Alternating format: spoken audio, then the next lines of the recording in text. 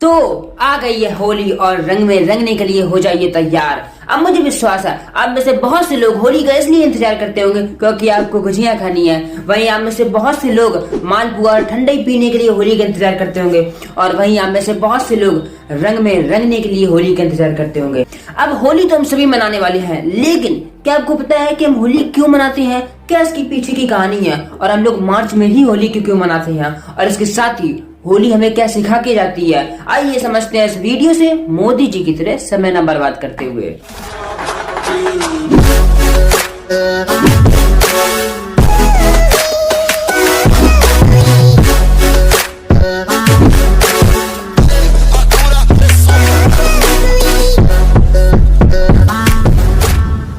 वैसे तो होली हिंदू ट्रेडिशन का हिस्सा है, यानी हिंदुओं का त्योहार है, लेकिन आज की डेट में इंडिया में जितनी भी कम्युनिटीज इंडिया में रहती हैं वो सब मिलकर होली को मनाती हैं, फिर चाहे वो सिख हो, मुस्लिम हो या फिर जैन धर्म का हो। अब होली सिर्फ इंडिया में ही सेलिब्रेट नहीं की जाती है, बल्कि हमारी कुछ नेबरिंग कंट्रीज जैसे पाकिस्तान और नेपाल भी होली को सेलिब्रेट करती हैं।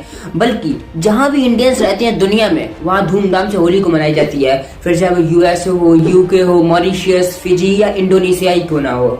अब हम मार्च में होली इसलिए मनाते हैं क्योंकि विंटर सीजन यानी सर्दियों के मौसम खत्म होते हैं और स्प्रिंग सीजन यानी वसंत ऋतु की शुरुआत होती है, यानी जब पेड़ों पर फिर से पत्तियां उगती हैं और मौसम का रंग बदलता है, जो कि सिंबलाइज करता है लव और होप को। और इसके साथ ही मार्च का महीना वो महीना होता है जहाँ हमारे किसान अपनी फसलों को काट कर कुछ पैसे कमाते हैं, यानी मार्च का महीना उनके लिए खुशी लेकर आता है। तो ये तो हम सभी जानते हैं, होली का त्योहार 2 दिन का होता है, यानी पूर्णिमा की रात को हम होलिका दहन करते हैं और उसके दूसरे दिन हम होली मनाते हैं।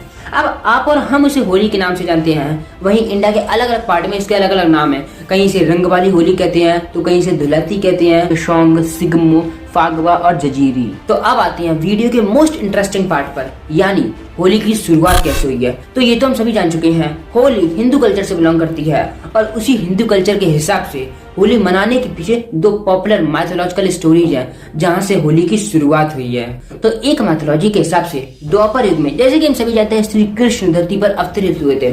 अब थे तो वो भगवान, लेकिन एक चीज उन्हें बहुत परेशान करती थी, वो थी उनके स्किन का कलर, क्योंकि उनका रंग था सांवला। अब प्रेम वो करते थे वो राधा रानी से, और राधा रानी का स्किन कलर ऐसा था जिसका कोई कंपैरिजन नहीं है। बस इतना समझ लीजिए, बहुत ही खूबसूरत थी वो।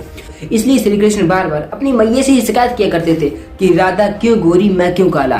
तो ऐसे ही एक बार मैया ने भी उनकी कह दिया कि चिंता क्यों करते हो, जैसे तुम हो वैसे ही राधा को भी अपने रंग में रंग दो। तो बस फिर क्या था, पहुंच गए श्री कृष्ण वृंदावन से बरसाना राधा रानी को रंगने। बस तभी से होली की शुरुआत हुई है। जब श्री कृष्ण राधा रानी को पहली बार रंगा था तो वो वसंत ऋतु का मौसम चल रहा था, इसीलिए हम हर बार मार्च में ही होली मनाते हैं और तभी से होली की शुरुआत हुई है। अब एक इंटरेस्टिंग बात, अगर आपको दुनिया की बेस्ट होली खेलनी है और दुनिया की बेस्ट होली देखनी है तो बस आप पहुंच जाइए मथुरा, वृंदावन और बरसाना, वहाँ जहाँ होली के भी अलग अलग टाइप हैं, जैसे फूलों की होली, रंगों की होली और लठमार होली। एक बार अगर आपने बरसानी की होली खेल ली ना तो बार बार आप वहीं जाकर होली खेलेंगे। तो ये तो थी एक मैथोलॉजिकल स्टोरी। अब आती है अपनी दूसरी मैथोलॉजिकल स्टोरी पर, जो आपने बचपन में जरूर सुनी होगी, हिरण्यकश्यप और प्रहलाद की कहानी। तो होता क्या है, तो सतयुग में हिरण्यकश्यप नाम का एक राक्षस राजा हुआ करता था, जिसके पास एक वरदान था। अब एक ऐसा वरदान था ना, जो अगर आपके पास आज होता ना तो आप भी वही करते जो हिरण्यकश्यप ने किया था।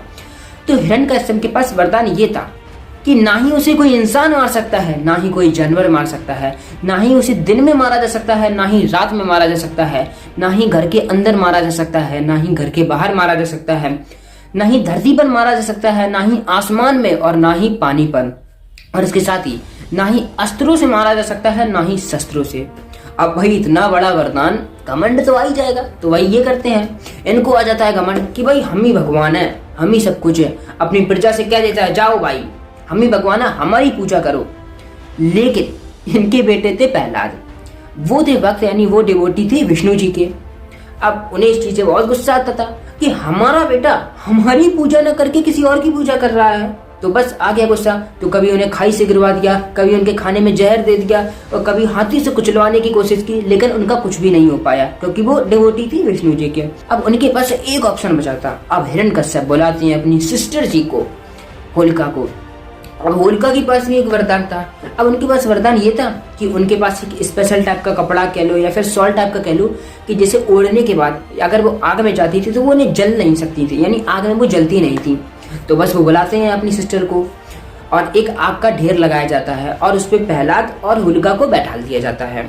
अब कोई भी यही सोचेगा कि भाई प्रहलाद जल जाएंगे और जो होलिका है उन्हें कुछ नहीं होगा, लेकिन ऐसा कुछ नहीं होता है, बल्कि जो कपड़ा होता है वो प्रहलाद के ऊपर आ जाता है, यानी वो तो बच जाते हैं और होलिका जल जाती है।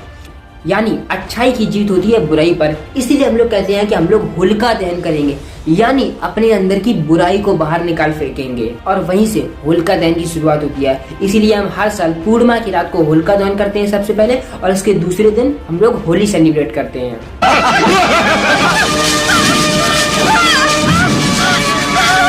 ये तो हम समझ चुके हैं कि होली हम क्यों मनाते हैं, इसकी पीछे की कहानी क्या है, लेकिन क्या आप जानते हैं कि होली में क्या लेसन सिखा के जाती है?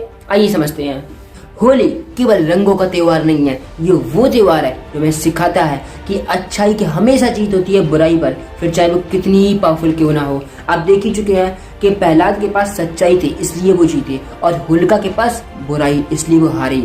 और आप भी अगर कोई बुरा काम कर रहे हैं ना, तो एक ना एक दिन आप जरूर हारेंगे। आज हम दुनिया में इतने आगे बढ़ चुके हैं कि हम जानते हैं हम गलत काम कर रहे हैं, लेकिन फिर भी हम करते हैं। हम लाइफ में सक्सेसफुल होने के लिए, लाइफ में पैसे कमाने के लिए, कोई भी गलत काम करने के लिए तैयार है। रिमेम्बर वन थिंग, हम लाइफ में कितने ही सक्सेसफुल हो जाएं, अगर हमने गलत तरीके से सक्सेस पाई है तो हमारी सक्सेस का भी वैसा ही अंत होगा जैसे होलिका का हुआ था।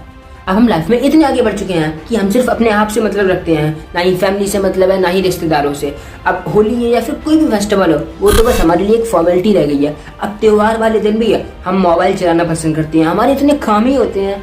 रिमेम्बर वन थिंग, याद रखिएगा एक चीज कि एक टाइम ऐसा आएगा हमारे पास पैसा तो बहुत होगा, हम सक्सेसफुल तो बहुत होंगे, लेकिन खुशियां मनाने के लिए कोई नहीं होगा।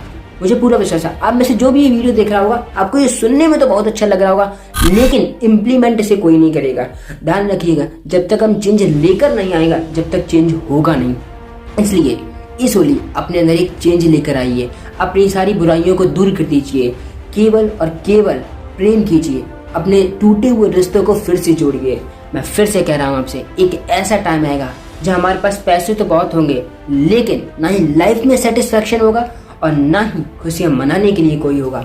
तो डिसीजन आपका है, आप अपने अंदर चेंज लेकर आते हैं या नहीं। मेरी तरफ से आप सभी को हैप्पी होली। प्रेम से रहिए और प्रेम को बांटते रहिए। वीडियो देखने के लिए बहुत बहुत धन्यवाद।